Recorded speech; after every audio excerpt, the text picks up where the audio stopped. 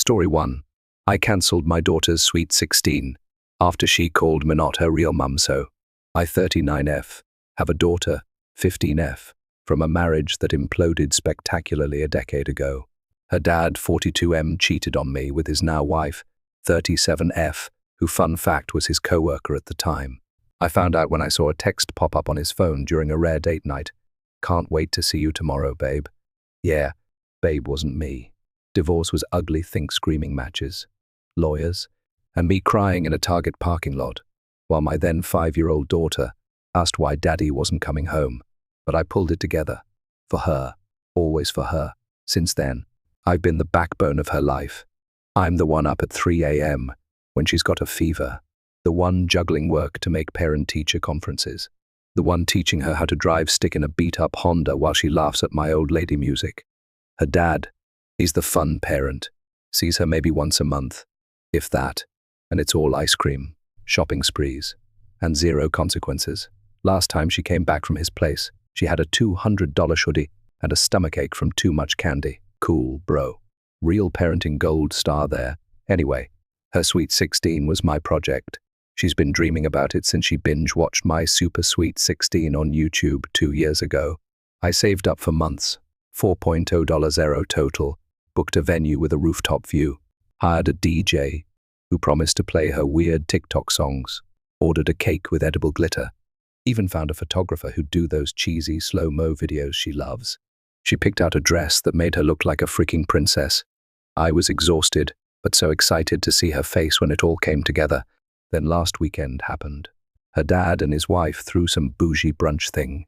At their McMansion, think mimosas, overpriced avocado toast, and a playlist straight out of a yoga studio. I didn't want to go. I never want to go to their performative "we're such a happy family" crap. But my daughter begged me. Mom, please. It'll be weird if you're not there. Fine. I put on my big girl pants, a fake smile, and showed up. It's awkward as hell from the jump. His wife's giving me those pitying side glances, like I'm some sad spinster she won over. Her dad's parents are there too, who've never apologized for telling me I drove him to cheat back in the day. I'm sipping my orange juice, counting the minutes till I can leave, when someone think it was her dad's loudmouth brother says, "Man, she's got your whole face." Dude, about my daughter. She grins, tosses her hair, and goes, "Yeah, guess I got lucky." Especially since she's not even my real mum, and jabs her thumb at me. The table erupts. Her dad's howling, slapping his knee like it's the funniest thing he's ever heard. His wife's cackling so hard she's choking on her mimosa. Her grandparents are wiping tears. Even the random cousins are in on it. I'm sitting there, fork frozen halfway to my mouth, feeling like I just got sucker punched by a freight train. I don't say anything right then. I'm not about to make a scene in front of these clowns. I just nod, force a tight smile, and wait it out. Brunch ends. I hug my daughter goodbye. She barely notices, too busy showing off her new AirPods. Her dad got her, and I drive home shaking. Later that night, I call her. "Hey, what was that not my real mum thing about?" She laughs and says, "Oh my God, Mum, it was just a joke." Everyone thought it was hilarious. "You're so sensitive." I'm like, "Sensitive? You humiliated me in front of people who've treated me like garbage for years." She rolls her eyes. I can hear it through the phone and goes, "You need to lighten up. It's not that deep. Not that deep." I've spent 15 years pouring my soul into raising her, and she reduces me to a punchline for her dad's family. "Nah," I say. "Cool. If I'm not your real mum, I guess you don't need me to throw you this party. Ask your old parents for one." She snorts. "Yeah. Okay. Whatever. Mom." She thinks I'm bluffing. I'm not. Next day, I cancel it all. Venue gone, DJ cancelled, diet DJC cancelled, dress returned. I even ate a $200 deposit because I was too pissed to care. I text her. "Party's off. Hope your dad and his wife can step up." She calls me screaming. "Are you serious? You're ruining my life." "It was a joke," I tell her. "Jokes don't get to hurt like that. You crossed a line." Cue the fallout. Her dad blows up my phone. "You're so bitter. You're taking this out on her to spite me." His wife DMs. Me this sanctimonious essay about how I'm emotionally abusive and weaponizing love against my daughter, my sister, who's usually my rock, says, I get why you're hurt, but cancelling the whole party. That's nuclear. Maybe just take her phone for a week. Even my best friends like, she's 15.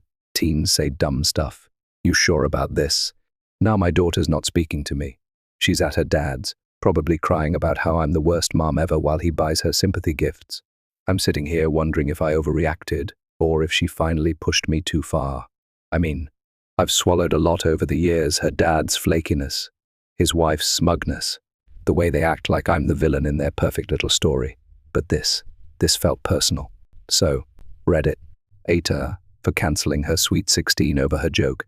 Or did she need to learn that words have consequences, even at 15? Story 2. She stole my clothes and slept in my bed. Am I crazy for running away? I'm 17. My sister Lana is 15, and her best friend Meg is also 15. Lana and Meg have been inseparable since forever, and Meg was practically a fixture at our house growing up. It never used to be a big deal. I knew she had a crush on me years ago, cute on innocent kid stuff, but I figured it'd fade. I mean, I came out as gay when I was 13, so I thought that'd be the nail in the coffin for her little fantasy. Plus, I never encouraged her, not once. I assumed Lana, being her BFFF, would help her move on to some other crush. Boy, was I wrong. About a year ago, Meg's crush either came roaring back or hit some kind of unhinged peak. She went from subtle giggles to full-on, over-the-top flirting and worse. It's not harmless anymore, it's creepy and invasive. I tried talking to Lana about it, begging her to rein her friend in. Lana just shrugged and said, she's just joking, chill out.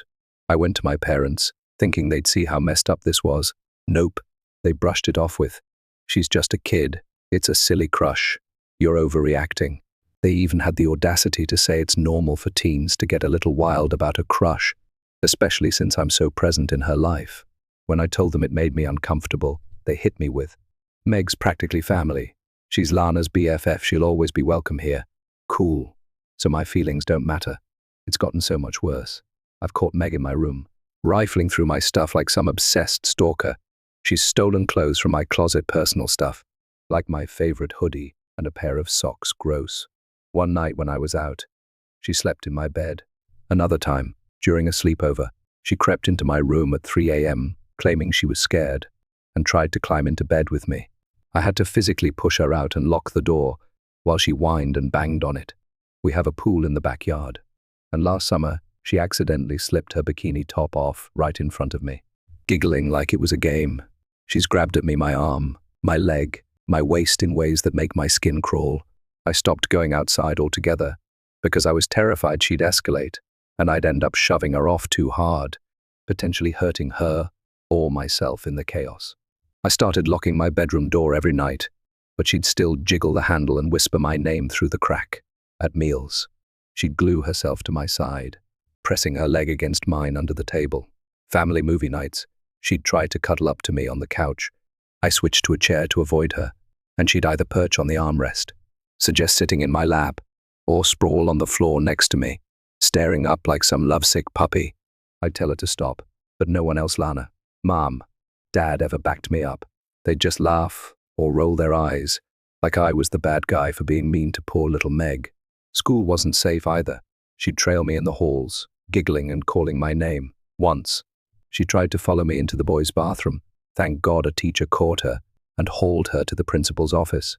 She got detention, and I thought, finally, consequences. Nope. My parents and Lana flipped out at me for getting her in trouble. They said I was too harsh and making a mountain out of a molehill. That was the last straw. I called my grandparents, spilled everything, and they didn't hesitate. Pack your bags. You're living with us. I was 17, so I didn't need parental permission. I just left. Didn't even tell my parents until I was gone. They lost it, called me ungrateful, selfish, said I was abandoning the family. I told them to shove it, not in those exact words, but I definitely cursed. And they eventually backed off when they realized I wasn't budging. Meg and Lana tried showing up at my grandparents' house unannounced. My grandparents met them at the door with a firm, Lana, you're welcome anytime. Meg, you're not, Meg cried. Lana yelled, but they left. Then came the family reunion last weekend at the lake house, a big deal for our extended family.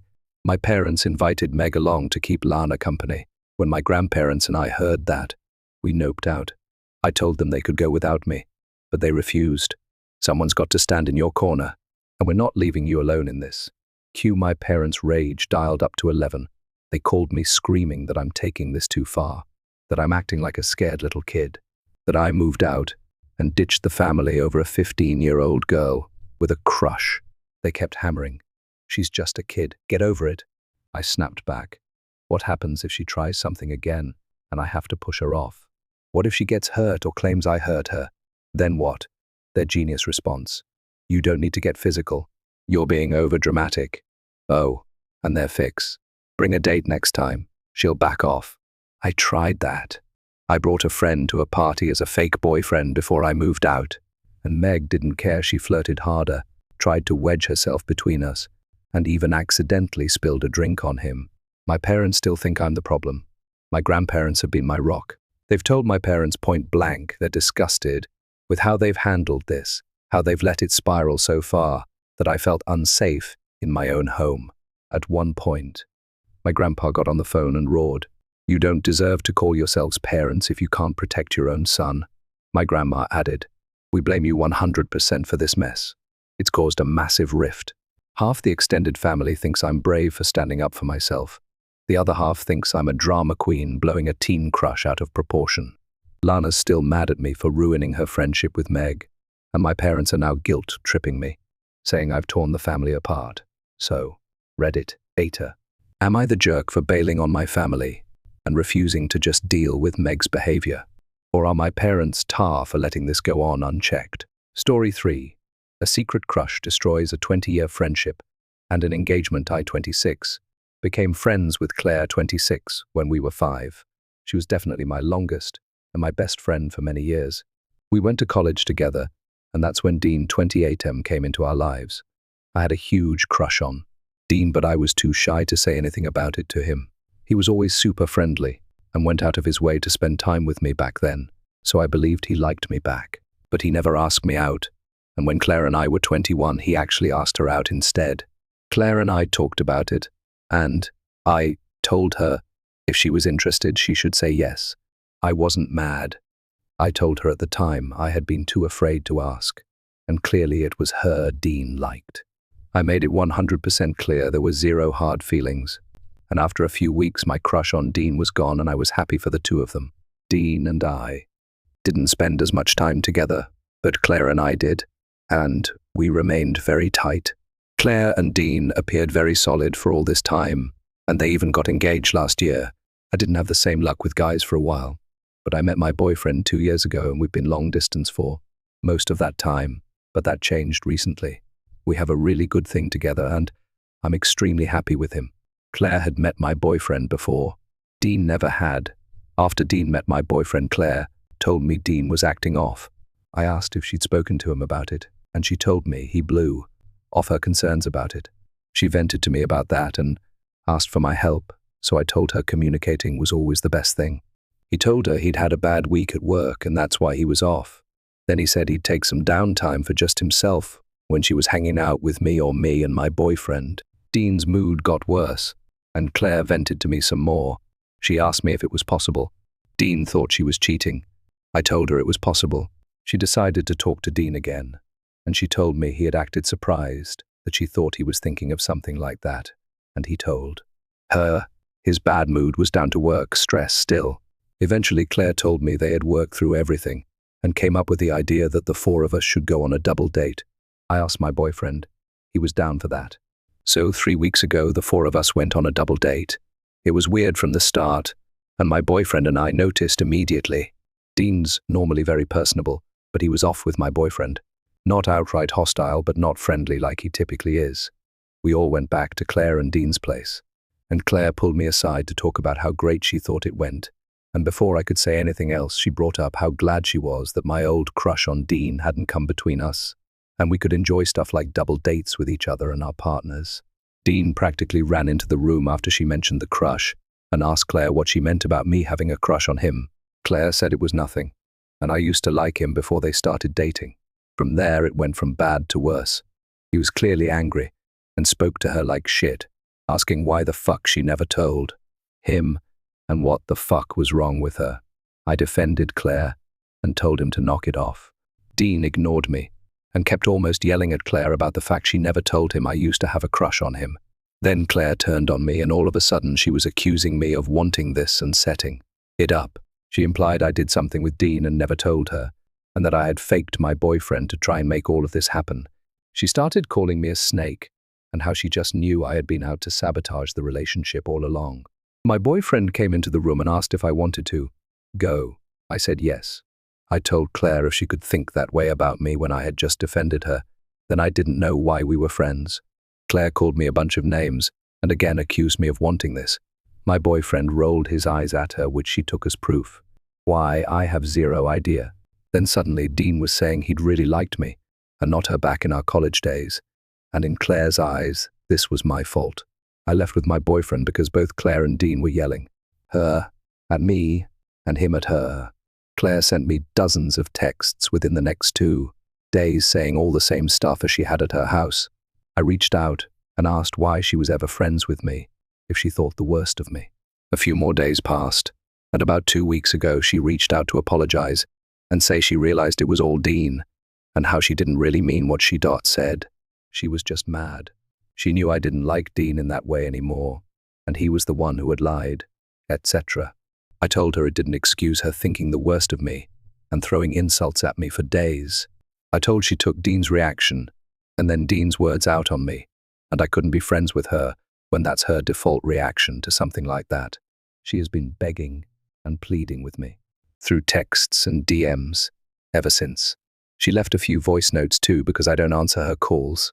She keeps saying our friendship can't end over this, and she had a bad reaction, but she regrets it. I think it runs way deeper than that, given she continued to do this for days. We're supposed to be adults, and it reminded me of being back in high school and how quick teens can be to overreact. Not that adults never do, but I was always honest and loyal to Claire, and for things to go down the way they did has caused irreparable harm to the friendship, in my opinion.